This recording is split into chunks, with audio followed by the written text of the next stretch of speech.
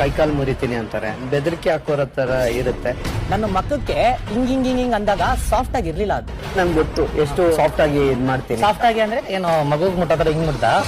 ನಾನೇನ್ ಇವಾಗ ನೆನ್ನೆ ಉಟ್ಬಿಟ್ಟು ಇವಾಗ ಬಂದಿಲ್ಲ ಕಣ ಬಿಗ್ ಬಾಸ್ಗೆ. ನನಗ್ ಹತ್ತಿದ್ದಕ್ಕೆ ನಿನ್ ಮಕ ಮುತ್ತಿ ಹೊಡೆದಾಕ್ಬಿಟ್ಟು ಆಚೆ ಹೋಗ್ಬೇಕಾಗಿತ್ತು. ಅದೇನೋ ಮುಖ ಮುತ್ತಿ ಹೊಡಿತೀರಿ ಅಂತ ಹೊಡೀರಿ. ಸಾಕಾಗಿದ್ರೆ ಇವಾಗ ತೋರಿಸ್ತೀನಿ ಆಮೇಲೆ ಏನಾಗುತ್ತೆ ಅಂತ. ಮುಟ್ತೀರಾ? ಹುಟ್ಟಿನಿಂದಲೇ ಈ ಮ್ಯಾನ್ ಹ್ಯಾಂಡ್ಲಿಂಗ್ ಅನ್ನೋದು ಬಂದಿದೆ ಅಂತ ಅನ್ಸುತ್ತೆ. ನಿಮ್ಗಳಿಗೆ ನಾಮಿನೇಟ್ ಮಾಡಿದ್ರೆ ಅದೇನು ಉರಿ ಬರುತ್ತೋ ಗೊತ್ತಿಲ್ಲ. ಒಂದು ಗೇಮ್ ರೀತಿ ಆಡೋದಿಕ್ಕೆ ಬರದೇ ಇರುವವರೇ ಇಂತಹ ರೆಪ್ಯುಟೇಷನ್ ಇರುವಂತಹ ಶೋಗಳಿಗೆ ಬರ್ತಾರೆ ಅಂದ್ರೆ ನಾಚಿಕೆ ಆಗುತ್ತೆ. ಒಬ್ಬ ವ್ಯಕ್ತಿಯ ಮೇಲೆ ಕೈ ಮಾಡಿ ಅದೇನು ಸಾಧನೆ ಮಾಡೋದಿಕ್ಕೆ ಹೊರಟಿದ್ದೀರಾ ಮಿಸ್ಟರ್ ರಜತ್? ಯಾಕೆ ತಾಕತ್ ಬೇರೆ ಯಾರಿಗೂ ಇಲ್ವಾ? ಇನ್ ಕೇಸ್ ಬಿಗ್ ಬಾಸ್ ನಿಂದ ಈತ ಹೊರಗಡೆ ಹೋಗದೆ ಇದ್ರೆ ಬಿಗ್ ಬಾಸ್ ಜೋಕರ್ ರೀತಿ ಕಾಣೋದು ಫಿಕ್ಸ್. ಇವತ್ತು ಬಿಗ್ ಬಾಸ್ ಕಡೆಯಿಂದ ಒಂದು ಪ್ರೋಮೋ ಬರ್ತದೆ.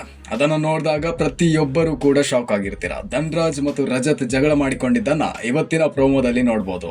ಧನ್ರಾಜ್ ಆಚಾರ್ ಬಗ್ಗೆ ಕೆಲವೊಂದು ವಿಚಾರವನ್ನ ಹಂಚಿಕೊಳ್ಬೇಕು ಅಂತ ಅನ್ಕೊಂಡಿದ್ದ ನನಗೆ ಇಂತಹ ಟಾಪಿಕ್ ಮೇಲೆ ಮಾತಾಡೋ ಚಾನ್ಸ್ ಸಿಗುತ್ತೆ ಅಂತ ಊಹಿಸ್ಕೊಂಡು ಇರಲಿಲ್ಲ. ಮಿಸ್ಟರ್ ರಜತ್, ನಿಮ್ಗಳಿಗೆ ಅದೇನು ಖುಷಿ ಯಾವುದೋ ಒಂದು ಮುಗ್ಧ ವ್ಯಕ್ತಿಯನ್ನ ಟಾರ್ಗೆಟ್ ಮಾಡೋದು. ಅನದರ್ ಥಿಂಗ್, ಅಲ್ಲಿ ಮಾತನಾಡಿದಂತಹ ಮಾತುಗಳು ಹೇಗಿತ್ತು ಅಂದ್ರೆ ಪಕ್ಕ ರೌಡಿ ತರ ಇತ್ತು. ನಾನು ನಿನ್ನ ಮುಸುಡಿ ಒಡೆದೇ ಹೊರಗಡೆ ಹೋಗುವುದು ಅಂದ್ರೆ ಅದರ ಅರ್ಥ ಏನಾಗಿರ್ಬೋದು? ಧನ್ರಾಜ್ ಆಚಾರ್ ಯಾವುದೋ ಶಾರ್ಟ್ ಕಟ್ ನಲ್ಲಿ ಸಂಪಾದನೆ ಮಾಡಿದಂತಹ ಫೇಮ್ ಅಲ್ಲ. ಆತನಿಗೆ ಬಿಗ್ ಬಾಸ್ ಅನ್ನುವಂತಹ ಶೋ ಬೇಕಾಗಿಯೂ ಇಲ್ಲ. ನಿಮ್ಮ ರೀತಿಯ ಒಂದು ಕುಟುಂಬವನ್ನ ಹೊಂದಿರುವ ವ್ಯಕ್ತಿಯ ಮೇಲೆ ಹಲ್ಲೆ ಮಾಡೋದಿಕ್ಕೆ ಹೋಗೋದು ಅಂದ್ರೆ ನಿಮ್ಮ ಮನೆಯ ಹೆಂಡತಿ ಮಕ್ಕಳು ಕೂಡ ಇದನ್ನು ನೋಡಿ ಹೇಸಿಗೆ ಪಡ್ತಾರೆ. ಪಾಯಿಂಟ್ಗೆ ಬರ್ತೀನಿ. ತಾನು ಬಲಿಷ್ಠ ಅಂತ ಅನ್ಕೊಂಡಿದ್ದಂತಹ ವಿನಯ್ ಕೂಡ ಈ ರೀತಿ ವರ್ತಿಸೋದಿಕ್ಕೆ ಹೋಗಿಲ್ಲ. ಒಂದು ಶೋವಿನಲ್ಲಿ ನೀವುಗಳು ಕೊಡುವ ಮೆಸೇಜ್ ಇದೆನಾ, ಅಥವಾ ದಿನ ಕಳೆದ ಹಾಗೆ ತಾನೇ ಸರಿ ಅನ್ನುವಂಥ ಅಹಂಕಾರವ? I found some comments about Dhanraj Achar, like ಆತ ನಾಟಕ ಮಾಡ್ತಾ ಇದ್ದಾನೆ ಅನ್ನುವ ರೀತಿಯಲ್ಲಿ ಕಮೆಂಟ್ಸ್ ಮಾಡಿದ್ರು. ಒಂದು ಸಲ ಆತನ ನೈಜ ಜೀವನ ಹೇಗಿದೆ ಅಂತ ನೋಡ್ಕೊಂಡು ಬನ್ನಿ. ಪವರ್ ಹೌಸ್ ಅನ್ನುವಂತಹ ಚಾನಲ್ನಲ್ಲಿ ಆತ ಕೊಟ್ಟಂತಹ ಇಂಟರ್ವ್ಯೂನ ನೋಡ್ಕೊಂಡು ಬನ್ನಿ. ಅದರ ಲಿಂಕನ್ನು ನಾನು ಡಿಸ್ಕ್ರಿಪ್ಷನಲ್ಲಿ ಹಾಕಿರ್ತೀನಿ, ದಯವಿಟ್ಟು ನೋಡ್ಕೊಳ್ಳಿ. ಆತನ ಮುಗ್ಧತೆ ನಾಟಕವೇ ಆಗಿದ್ರೆ ರಜತ್ನ ಬಗ್ಗೆ ಏನು ಹೇಳಬೇಕು ನನಗಂತೂ ಗೊತ್ತಾಗ್ತಿಲ್ಲ. ಒಟ್ಟಿನಲ್ಲಿ ನನ್ನ ವಾದ ಇಷ್ಟೇ, ಯಾವುದೋ ಒಂದು ಶೋನಲ್ಲಿ ಒಬ್ಬ ವ್ಯಕ್ತಿಯ ತೀರಾ ನಿಂದನೆ, ಹಾಸ್ಯ ಅಥವಾ ಅವರ ಮೈ ಮೇಲೆ ಕೈ ಹಾಕೋದು ದೊಡ್ಡ ಅಪರಾಧ. ಒಂದು ಗೇಮ್ ಶೋನಲ್ಲಿ ಸರಿಯಾದ ಮೆಸೇಜ್ ಕೊಡೋದಕ್ಕೆ ನಿಮ್ಮಿಂದ ಸಾಧ್ಯ ಇಲ್ಲ ಅಂದಮೇಲೆ ನೀವುಗಳು ಇಂತಹ ಶೋಗಳಿಗೆ ನಾಲಾಯಕ್. ನಾನು ಕಂಡಂತೆ ಈತ ಯಾರನ್ನು ಮೆಚ್ಚಿಸಬೇಕು ಅಂತ ಮಾತಾಡಿಲ್ಲ. ಆ್ಯಂಡ್ ರಜತ್ ಕೈಕಾಲು ಮುರಿತೀನಿ ಅಂದಾಗ ಸುಮ್ಮನೆ ಕೂತ್ಕೋಬೇಕು ಅಂದರೆ ಅದು ಮೂರ್ಖತನದ ಪರಮಾವಧಿ ಅಷ್ಟೇ.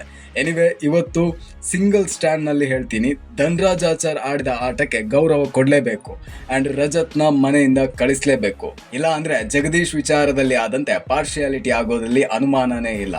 ಒಂದು ಕಡೆ ಹನುಮಂತ ಮತ್ತು ಧನ್ರಾಜ್ ಟಾಪ್ 5ಗೆ ಬರೆಯೋದಿಕ್ಕೆ ಯೋಗ್ಯ ಅಂತಾನೆ ಹೇಳ್ಬೋದು. ಮಿತ್ರರೇ, ಯಾರು ನಾಟಕ ಯಾರು ಸರಿ ಇದ್ದಾರೆ ಅನ್ನೋದಕ್ಕಿಂತ ಅವರವರ ಫ್ಯಾಮಿಲಿ ಕೂಡ ಇಂತಹ ಶೋಗಳನ್ನು ನೋಡ್ತಾ ಇರ್ತಾರೆ ಅನ್ನುವಂತಹ ಕಾಮನ್ ಸೆನ್ಸ್ ಮನುಷ್ಯನಿಗೆ ಬೇಕು. ನಾನು ಕಂಡ ಹಾಗೆ ಇಂತಹ ವರ್ಸ್ಟ್ ಸೀಸನ್ ಇದುವರೆಗೂ ಬಂದಿಲ್ಲ. ಆ್ಯಂಡ್ ಈ ಸೀಸನ್ನಲ್ಲಿ ಒಂದೇ ಒಂದು ಎಂಟರ್ಟೈನ್ಮೆಂಟ್ ಇಲ್ಲ, ಎಂಜಾಯ್ಮೆಂಟ್ ಇಲ್ಲ, ಕಿತ್ತಾಡಿಕೊಳ್ಳೋದು ಮಾತ್ರ ಈ ಸೀಸನ್ನ ಸಾಧನೆ ಅಷ್ಟೇ. ರಜತ್ ಮನೆಯಿಂದ ಹೋಗಬೇಕಾ ಬೇಡವಾ ಅನ್ನೋದನ್ನು ತಪ್ಪದೆ ಕಮೆಂಟ್ ಮಾಡಿ.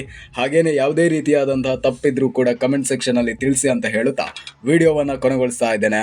ಧನ್ಯವಾದಗಳು.